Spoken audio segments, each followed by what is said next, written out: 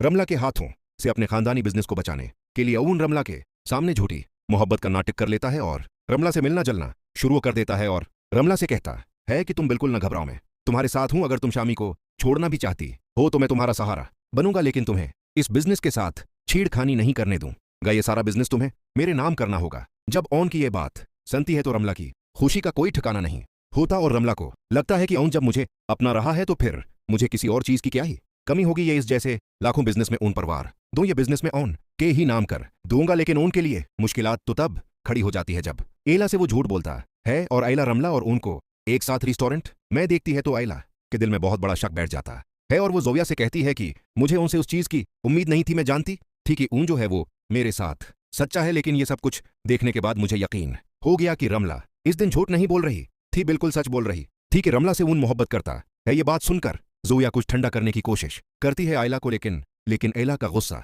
ठंडा नहीं होता। ऑन के अफसोस से उते ही आयला उसके सामने अजीब अजीब बातें करने लग जाती है और जोया का बहाना बनाती है।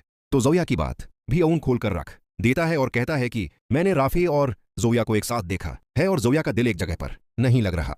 जोया का दिल पता नहीं क्या करता फिर रहा है। ये बात सुनकर तो आयला के कदमों से भी जमीन खसक जाती है, लेकिन आयला उनसे कहती है कि मैं उस वक्त जोया के बारे में कोई बात नहीं करना चाहती। वो उसकी अपनी जिंदगी है। अगर वो अपनी जिंदगी का कोई अहम फैसला लेने वाली है तो इसमें मैं उसका कोई भी बात को टाल नहीं सकती और इसको मैं कोई कुछ कह नहीं सकती।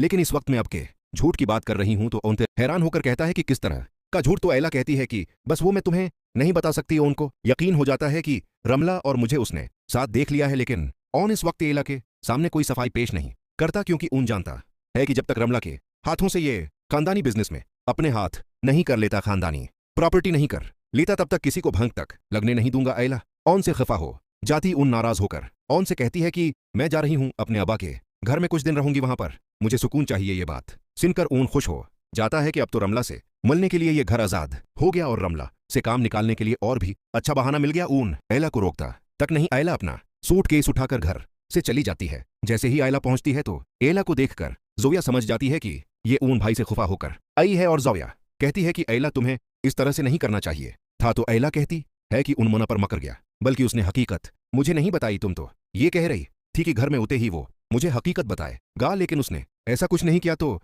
फिलहाल मुझे कुछ दिन